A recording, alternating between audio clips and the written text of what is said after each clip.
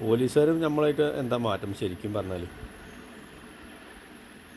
ശരിക്കും പോലീസിനൊരു ട്രെയിനിങ് കിട്ടിയിട്ട് ഒരു പോലീസ് ട്രെയിനിങ് ഉണ്ട്. നമുക്ക് ട്രെയിനിങ് പറഞ്ഞാൽ ഓട്ടം ചാട്ടം അത്യാവശ്യം ഒരു കായിക ശക്തി കിട്ടാനുള്ളൊരു പ്രവൃത്തി. അതാണ് മെയിനായിട്ടുള്ളത്. പിന്നെ എന്ന് പറഞ്ഞാൽ നമ്മൾ കുറച്ച് വിദ്യാഭ്യാസം കുറച്ച് മതിയെന്ന് തോന്നുന്നുണ്ട്. അതിനത്ര ഏകദേശം കുറച്ചൊരു 10ാം ക്ലാസ്സോ ഇതൊക്കെ മതിയാവും. ഇനി അതുവരെ പോകാത്ത അത്ര 10ാം ക്ലാസ് വരെ പോകാത്ത ആൾക്കാർ പോലീസിലുണ്ടായിരിക്കാം. മെയിനായിട്ട് ശക്തിയാണ് വേണ്ടത്, പവർ. കുത്താനും അടിക്കാനും കൊല്ലാനുള്ളൊരു പവറാണ് ഈ പോലീസിന് മെയിനായിട്ട് വേണ്ടത്, വേറെ ഒന്നുമില്ല.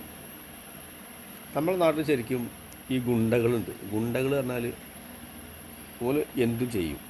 ഗുണ്ടകൾക്ക് തല്ലാനും എന്തിനുള്ള ധൈര്യമുണ്ട്, എല്ലാ കാര്യങ്ങളുണ്ടാകും. പക്ഷേ ഈ പോലീസിനും ധൈര്യം കൊടുക്കുകയാണ്. ഈ ക്യാമ്പിൽ വെച്ചിട്ട് അവർക്ക് ധൈര്യം കൊടുക്കുക, കാര്യങ്ങളൊക്കെ ചെയ്യാം. അത് പിണറായി വിജയൻ ഒരു ഇതിൽ പറഞ്ഞിരുന്നു, എന്തോ ഒരു സമ്മേളനത്തിൽ എന്തെങ്കിലും പറഞ്ഞിരുന്നു, പോലീസുകാർക്കെതിരെ ഞാനൊരു നടപടി എടുക്കില്ല, പോലീസുകാർക്ക് ഒരേ ശൗര്യം ചോർന്നു പോകുന്നുള്ളൊരു കേസ് പറഞ്ഞിരുന്നു. അതങ്ങനെ അത് വേറൊന്നുമില്ല. അതിപ്പോഴല്ല, കുറച്ച് മുന്നേ. കാരണം പോലീസുകാരൊന്നും പറയാൻ പാടില്ല, ഓരോ ശൗര്യം ചോർന്നു പോകും, ശൗര്യം ഉണ്ടാവില്ല, ഓരോ ആ പവർ പോകുന്നു. അപ്പോൾ അങ്ങനെ ഒരു സംഗതി അതവിടെ കിടക്കുന്നുണ്ട്.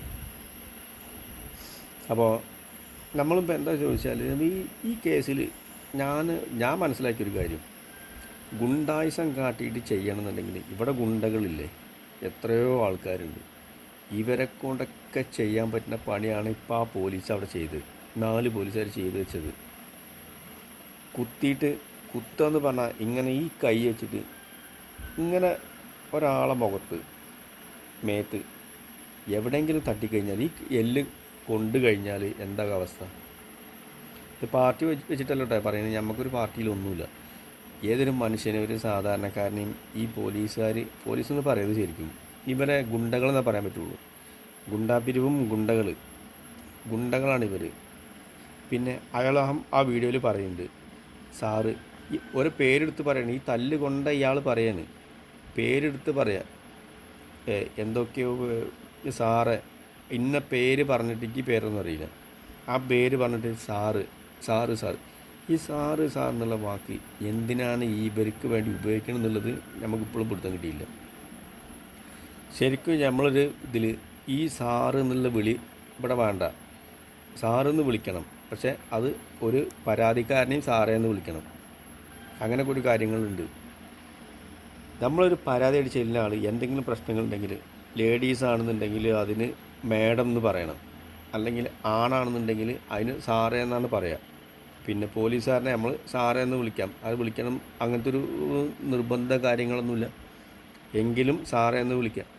ഈ സാറ് തല്ല് കൊണ്ട് ചതച്ച് ജീവിതം ഒന്നല്ലേ ഉള്ളൂ, കുറച്ച് കാലമല്ലേ ജീവിക്കുള്ളൂ. എന്തിനാണ് ഈ തല്ലും കൊണ്ടിട്ട് പിന്നെ സാറെന്ന് പറയേണ്ട ആവശ്യമല്ലോ. അത് വിനീത് സാറാണ്, മറ്റേ സാറാണ്, ഈ സാറെന്നുള്ള വിളിന്ന് ഒഴിവാക്കണം.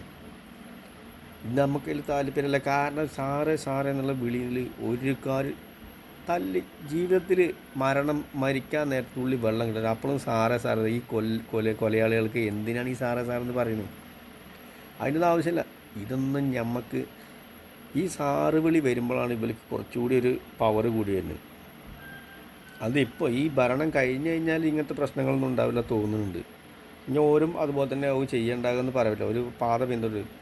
കോൺഗ്രസ്സുകാർക്ക് പിന്നെ അറിയില്ല എങ്ങനെ എന്താ ചെയ്യേണ്ട അറിയില്ല. അപ്പോൾ അവർ ഈ പാത തന്നെ പിന്തുടരാൻ തോന്നുന്നുണ്ട്, പറയാൻ പറ്റില്ല. ഇപ്പോൾ ഇതിൽ കൊല്ലാനും ഇപ്പോൾ ശരിക്കൊരു പോലീസ് സ്റ്റേഷൻ എന്ന് പറഞ്ഞാൽ നമുക്കറിയണ്ട, കുറച്ചൊക്കെ അറിയാം. ഞാൻ സ്റ്റേഷനിൽ കയറിയിട്ടുണ്ട്, പക്ഷേ നമുക്ക് ഇങ്ങനത്തെ അനുഭവങ്ങൾ കിട്ടിയിട്ടില്ല. ഞാൻ ഒരുപാട് സ്റ്റേഷനിൽ കയറിയ ആളാണ്. പക്ഷേ ഇതിൽ ഇങ്ങനത്തെ ഒരു വിഷയങ്ങൾ വന്നത് ഏകദേശം അറിയാം, ഒരു നല്ലോണം കുത്തുത്തു. ഇനി പറയാനുള്ള സംഗതി വെച്ചാൽ പോലീസുകാർക്ക് എല്ലാവരും മനുഷ്യന്മാരല്ലേ, പോലീസാണൊരു പരിഗണന കൊടുത്തിട്ട് കാര്യമൊന്നുമില്ല. ഈ കാക്കീൻ്റെ ബലത്തിലാണ് ഓല് ചെയ്യുന്നത്. ഒക്കെ ക്രിമിനലുകളാണ്. കാരണം എന്തും ചെയ്യാൻ മടിക്കാത്ത പോലെയാണ്. പെണ്ണുങ്ങളൊക്കെ ഇതിനൊക്കെ സ്റ്റേഷനിൽ ഇപ്പോൾ ഈ ലേഡീസുകളുണ്ട്, വനിതാ പോലീസുണ്ട്. ഓലൊക്കെ പോലീസാണെന്നുള്ള കണ്ണിലാണ് നമ്മൾ കാണുന്നത്. ഈ കണ്ണിൽ കാണണ്ട ഒക്കെ സാധാരണക്കാരാണ്, പാവങ്ങളാണ്. അപ്പോൾ ഇവരൊക്കെ പണിയെടുക്കുന്ന പരിപാടി ചെയ്യുന്ന ആൾക്കാരുടെ സ്റ്റേഷനിലുണ്ട്.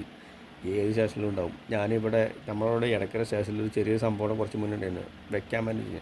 അപ്പോൾ അതൊക്കെ പോട്ടെ, ഇങ്ങനത്തെ ഒരുപാട് കാര്യങ്ങളൊക്കെ നടക്കണം ഒക്കെ മനുഷ്യന്മാരെന്നല്ലേ. ഈ മനുഷ്യന്മാരെ കൂടെ 60,000 പോലീസുകാരുണ്ടെന്നുണ്ടെങ്കിൽ ഓലൊക്കെ മനസ്സിലൊരു ഒരു 1000 ആളെ മനസ്സിൽ എന്തായാലും ഇങ്ങനത്തെ ഒരു സംഗതി ഉണ്ടാവും. 1000 10,000 എത്രയോ ആൾക്കാരുടെ മനസ്സിലുണ്ടാവും. അപ്പോൾ ഇതിനൊക്കെ പവർ കൊടുക്കുന്നത് ആരാ അറിയും? നമ്മളെ മുഖ്യമന്ത്രി പിണറായി വിജയൻ. അതാണ് ഈ സംഗതി ഇവിടെ നടക്കുക. ഇപ്പോൾ ഇവർക്ക് ധൈര്യം കിട്ടുന്നത്. കാരണം അയാളൊരു ഇതിൽ നേരത്തെ ഞാൻ പറഞ്ഞാണ്, അയാളൊരു സ്റ്റേജിൽ പറഞ്ഞാണ് പോലീസിനൊന്നും ചെയ്യാൻ പറ്റില്ല, പോലീസുകാർ ഓരോ സൗകര്യം ചോർന്നു പോവും, അവർക്ക് വിഷയം പ്രശ്നങ്ങളാണ്. അപ്പോൾ ഇങ്ങനെയൊക്കെ ആകുമ്പോൾ എന്താ വെച്ചാൽ നമുക്കൊന്നും അങ്ങനെ പറയാൻ പറ്റില്ല. ഏതായാലും ഇനി ചെയ്യേണ്ട കാര്യങ്ങൾ ഫുള്ള് പോലീസ് സ്റ്റേഷനിലും ക്യാമറ ഫിറ്റ് ചെയ്യണം. ക്യാമറ വെച്ചിട്ട് ആ ക്യാമറ ഫുള്ള് പോലീസുകാർ എവിടെ പോകണം അവിടെയൊക്കെ ക്യാമറ വയ്ക്കണം. ക്യാമറ വെച്ചാൽ നടക്കുക. ഓക്കെ.